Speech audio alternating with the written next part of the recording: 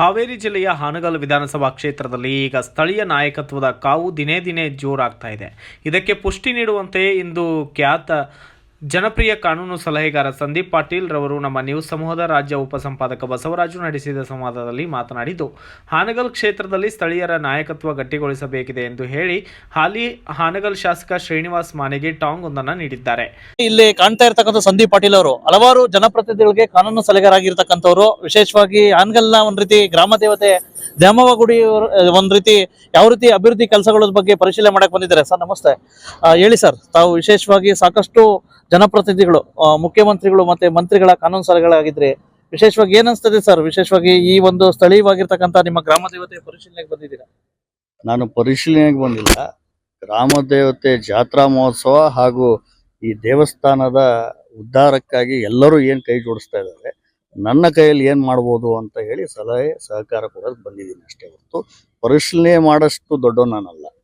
ಎರಡನೇದು, ಈ 18ನೇ ತಾರೀಕು ಮಾರ್ಚ್ 18ಕ್ಕೆ ದೊಡ್ಡ ಜಾತ್ರೆಯನ್ನ ಒಂದು ಹಮ್ಮಿಕೊಂಡಿದ್ದೀವಿ.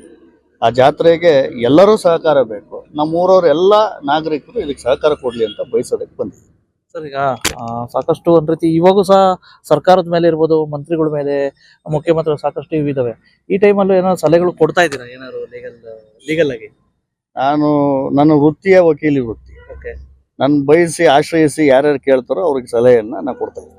ಮಾನ್ಯ ಮಾಜಿ ಮುಖ್ಯಮಂತ್ರಿಗಳಿರ್ತಕ್ಕಂಥ BS ಯಡಿಯೂರಪ್ಪರಿಗೆ ಸಾಕಷ್ಟು ಇದಾಗಿದ್ರೆ, ಸಾಕಷ್ಟು ಒಂದ್ ರೀತಿ ಹಲವಾರು ದಾವೆಗಳಲ್ಲಿ ಸಾಕಷ್ಟು ನೆರವಾಗಿದ್ರೆ, ಏನಿಸ್ತದೆ ಸರ್ ನಿಮ್ಮ ವಕೀಲಿ ವೃತ್ತಿ? ಇತ್ತೀಚಿನ ದಿನಗಳಲ್ಲಿ ರಾಜಕೀಯ ಹೇಗಾಗಿದೆ ಅಂದ್ರೆ, ರಾಜಕಾರಣ ರಂಗದಲ್ಲಿ ಮಾತ್ರ ಉಳಿದಿಲ್ಲ, ನ್ಯಾಯಾಂಗದಲ್ಲೂ ಬಂದಿದೆ. ನ್ಯಾಯಾಂಗವನ್ನ ಒಂದು ಅಸ್ತ್ರವಾಗಿ ಬಳಸಿ ರಾಜಕೀಯ ವಿರೋಧಿಗಳನ್ನ ಮಟ್ಟ ಹಾಕೋದು ಈಗ ಎರಡೂ ಪಕ್ಷದವರು ಮಾಡ್ತಾ ಇದ್ದಾರೆ. ಆ ಪ್ರಕ್ರಿಯೆ ನನ್ನ ಪ್ರಕಾರ, ನನ್ನ ವೈಯಕ್ತಿಕ ಅಭಿಪ್ರಾಯ ಪ್ರಕಾರ ಅದು ನಿಲ್ಲಬೇಕು.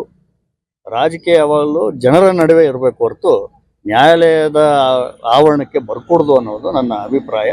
ಆದರೆ ವಕೀಲನಾಗಿ ನನ್ನ ಬಯಸಿ ಯಾರು ಬರ್ತಾರೋ ಅವ್ರಿಗೆ ನಾನು ಸಹಕಾರ ಕೊಡ್ತೀನಿ. ರೀಸೆಂಟಾಗಿ ಈ ಒಂದು ಸರ್ಕಾರ ಬಂದ ಮೇಲೆ ಯಾರ್ಯಾರು ಕೊಟ್ಟಿದ್ದೀರಾ ಸರ್? ಈಗ ನಾನು DK ಶಿವಕುಮಾರ್ ಅವ್ರಿಗೂ ನಾನೇ ಅಡ್ವೈಸರ್ ಇದ್ದೀನಿ. ಹಿಂದೆ ಹಲವಾರು 15 ವರ್ಷದಿಂದ ಯಡಿಯೂರಪ್ಪನವರೆಲ್ಲ ಕೇಸ್ ಮಾಡ್ತಾ ಇದ್ದೀನಿ. ಹಾಗಂತ ಜಾರಕಿಹೊಳಿ ಅವ್ರಿಗೆ ಏನು ಬಿಟ್ಟಿಲ್ಲ, ಅವ್ರಿಗೂ ನಾನೇ ನೋಡೋಣ. ಈಗ ತಾವು ವಿಶೇಷವಾಗಿ ನಿಮ್ಮಂತ ಒಂದ್ ರೀತಿ ವಕೀಲಿಕೆ ಇರ್ತಕ್ಕಂಥವ್ರು ಒಂದ್ ರೀತಿ ಜನಪ್ರತಿನಿಧಿಗಳಾಗಬೇಕು ಅಂತ ಹೇಳ್ಬಿಟ್ಟು ಈ ಕಡೆ ಭಾಗದ ಅಭಿಮಾನಿಗಳ ಒತ್ತಾಸೆ ಇದೆ. ಏನಾದ್ರು ಸಕ್ರಿಯ ರಾಜಕಾರಣಕ್ಕೆ ಬರ್ಬೋದಾ? ಅದು ಮುಂದಿನ ದಿನಗಳಲ್ಲಿ ನೋಡೋಣ. ಫಸ್ಟ್ ಜನರು ಎದ್ದೇಳಿಸ್ಬೇಕಾಗಿದೆ. ಜನರು ರಾಜಕಾರಣ ಅಂದ್ರೆ ಏನು, ಜನರಿಗೆ ಒಂದು ನೆಮ್ಮದಿಯ ಜೀವನ ಕಟ್ಕೊಡೋಕಿರುವಂಥ ವ್ಯವಸ್ಥೆ.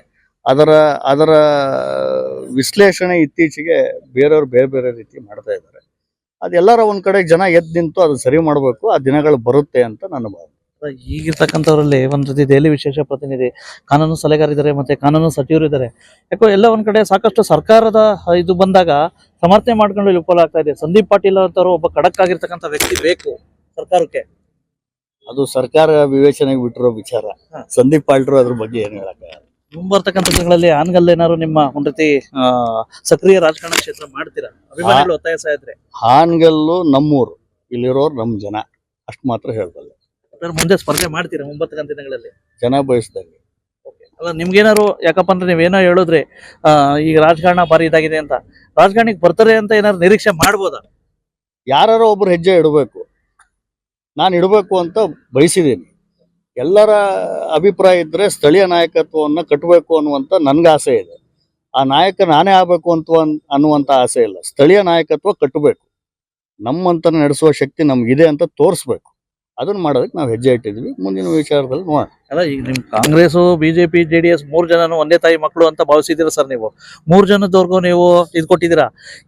ಯಾವ ಪಕ್ಷದಿಂದ ತಾವು ಇದು ಮಾಡ್ಬೋದು ಅಂತ ಯಾರು ಹತ್ರ ಆಗಿದ್ದಾರೆ? ನಾನು ನಮ್ಮ ಜನದ ಪರವಾಗಿರ್ತೀನಿ ಹೊರತು ಪಕ್ಷದ ಪರವಾಗಿರೋದಿಲ್ಲ. ಓಕೆ, ಒಟ್ಟಾರೆ ಮುಂಬರ್ತಕ್ಕಂಥ ದಿನಗಳಲ್ಲಿ ಸಕ್ರಿಯ ರಾಜಕಾರಣಕ್ಕೆ ಬರ್ತೀರಾ? ನೋಡೋಣ. ಇವಿಷ್ಟು ಒಟ್ಟಾರೆ ಶೇಖರೆ ಗೊತ್ತಾಯ್ತಾ? ಇವರ report BV5 news Kannada, Hangal. Thanks for watching. Read, discuss and debate with editor Dr. Yan Prashant Rao. Wanted reporters in print, digital and visual media for Bharat Vaibhav Daily Newspaper, BV News 5 Channel and BV Fast Web News from all the talukas of Karnataka, Goa and Maharashtra. If interested, send your resume to 9019229369.